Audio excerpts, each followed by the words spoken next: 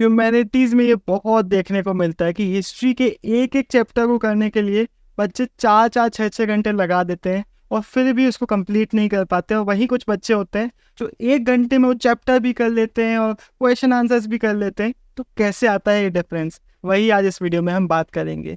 कैसे आप भी अपनी प्रोडक्टिविटी बढ़ा सकते हो, कैसे आप भी कम टाइम में ज़्यादा आउटपुट निकाल सकते हो।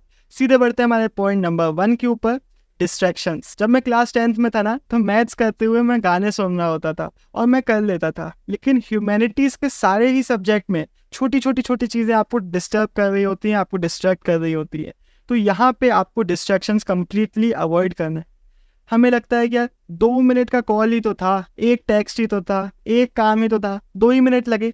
लेकिन ये जो 2 मिनट है, ये आपका सिर्फ 2 मिनट नहीं है, 10 15 20 मिनट हो जाता है। आपका पूरा मोमेंटम टूट जाता है, आपका फ्लो खत्म हो चुका होता है, वापस से स्टार्ट करना पड़ता है, वापस से मन लगाना होता है। और ये जो 2 मिनट है, ये आप पे बहुत भारी पड़ जाता है। आपके 1 घंटे की पढ़ाई को वो 3 घंटे में कन्वर्ट कर देता है और आउटपुट कम ही होता है।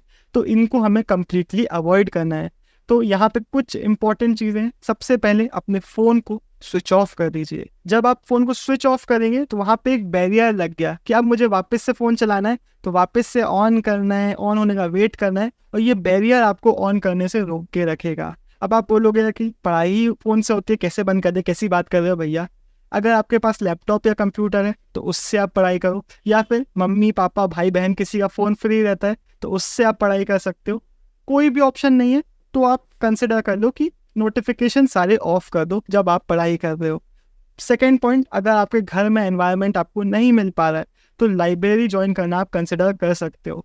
वहाँ पे आपको एक अच्छा एनवायरनमेंट भी मिलेगा पढ़ने के लिए, साथ में आप पैसे दे रहे होगे। तो जब आप पैसे निकालोगे जेब से, मम्मी पापा से मांग के जब आप पैसे दोगे, तो वो भी आपको मोटिवेट करेगा मन लगा के पढ़ाई करने में। आपकी प्रोडक्टिविटी इससे भी बढ़ रही होगी। थर्ड पॉइंट है, अपने जितने भी डिस्ट्रैक्शन है उनको नोट करिए। जो 2-2 मिनट के भी डिस्ट्रैक्शन है ना, उन पे भी ध्यान दीजिए। उनको देखिए कि क्या डिस्ट्रैक्शन है जो रेगुलरली मेरे सामने आ जाते हैं, और फ्यूचर में उनको एलिमिनेट करने की कोशिश करिए। सेकेंड पॉइंट है, 2 लिस्ट बनाइए। ये 2 लिस्ट हर एक बच्चे को बनानी चाहिए। एक शॉर्ट टर्म लिस्ट, दूसरी लॉन्ग टर्म लिस्ट। शुरुआत हम करेंगे लॉन्ग टर्म लिस्ट बनाने से। अगर आपने अभी तक हमारी टाइम टेबल वाली वीडियो नहीं देखी है तो उसको देख लीजिएगा, ये बहुत ज़्यादा हेल्प करेगी आपको लॉन्ग टर्म लिस्ट बनाने में। आपको क्या करना है, एक लिस्ट बनाना है जहाँ पे आप लिखेंगे कि कितने दिनों में मैं अपना सिलेबस कंप्लीट करने वाला हूँ या करने वाली हूँ। 30 डेज हो सकता है, 60 डेज हो सकता है, 80 डेज हो सकता है, जितना भी डेज है ये हमने बना लिया। अब ये चेंज नहीं होगा। लेकिन जो शॉर्ट टर्म लिस्ट है ये रोज़ चेंज हो रही होगी।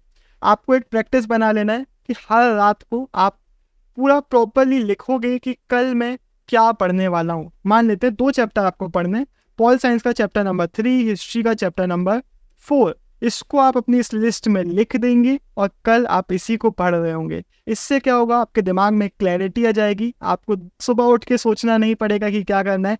अपने आप आपको पता होगा आपका गोल क्या है, और ये आपको काफ़ी ज़्यादा हेल्प करेगा प्रोडक्टिविटी को इम्प्रूव करने में। थर्ड पॉइंट में बढ़ने के पहले एक बहुत इंपॉर्टेंट बात, एक एक्स्ट्रा टिप। अगर आपके रिसोर्सेज अच्छे नहीं है तो आपका पढ़ाई में मन नहीं लगेगा। बहुत इंपॉर्टेंट है कि आप अच्छे रिसोर्सेज यूज़ करें। और क्लास 12th वालों को तो मैंने कई बार बताया है, 11th वालों के भी कमेंट आते हैं कि भैया कौन सी बुक अच्छी होती है। तो ओसवाल गुरुकुल की ये क्वेश्चन बैंक्स बहुत ज़्यादा अच्छी है, हमारे ह्यूमैनिटीज़ के सारे मेजर सब्जेक्ट्स में अवेलेबल भी है। तो इनको आप डेफिनेटली चेकआउट कीजिए। ये क्वेश्चन बैंक्स आपको बहुत ज़्यादा हेल्प करेंगे पढ़ाई करने में।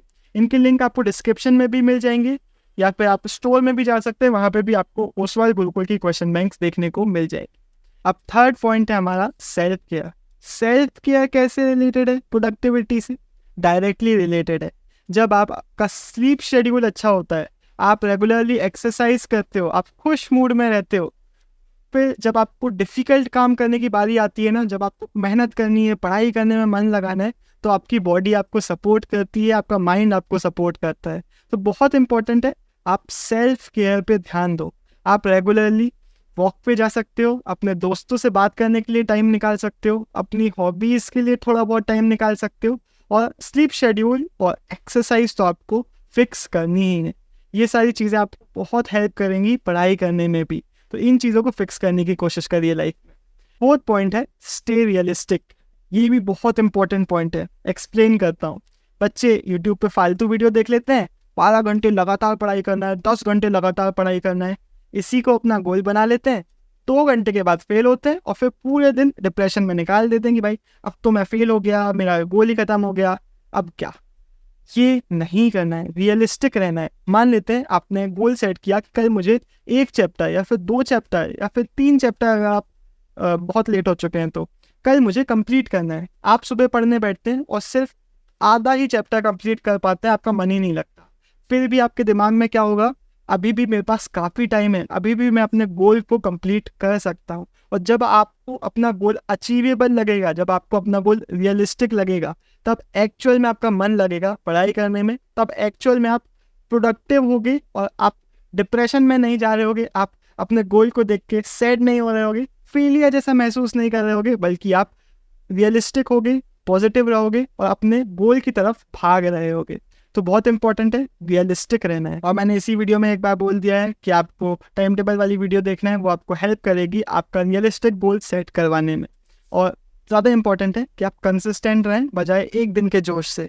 एक दिन के जोश वाली चीज़ों को नहीं करना है, उन्हीं चीज़ों को फॉलो करना है, उन्हीं चीज़ों को अप्लाई करना है लाइफ में जिनको आप कंसिस्टेंटली फॉलो कर सको। 5th पॉइंट, कुछ इफेक्टिव स्ट्रेटजीज होती हैं जिनको आप इम्प्लीमेंट कर सकते हो। पहले पोमोडोरो टेक्निक काफ़ी ज़्यादा हेल्पफुल है। हम सबको पता है कि 30 मिनट्स अप्रॉक्स पढ़ाई करो, फिर 5-10 मिनट का खुद को रिफ्रेश करने के लिए टाइम दो, उसके बाद वापस से पढ़ाई करो। ये आपको रिफ्रेश रखने में हेल्प करेगी, लॉन्गर आवर्स तक पढ़ने में हेल्प करेगी। फिर रूटीन एंड रिवॉर्ड का सिस्टम, एक रूटीन बनाइए। ये कुछ भी हो सकता है। एक एग्जांपल देता हूँ, मान लेते हैं आरंभ है प्रचंड, आपने गाना सुनने का रूटीन बना लिया कि पढ़ाई करने के पहले मैं आरंभ है प्रचंड सुनता हूँ, उसके बाद मैं पढ़ाई करने जाता हूँ।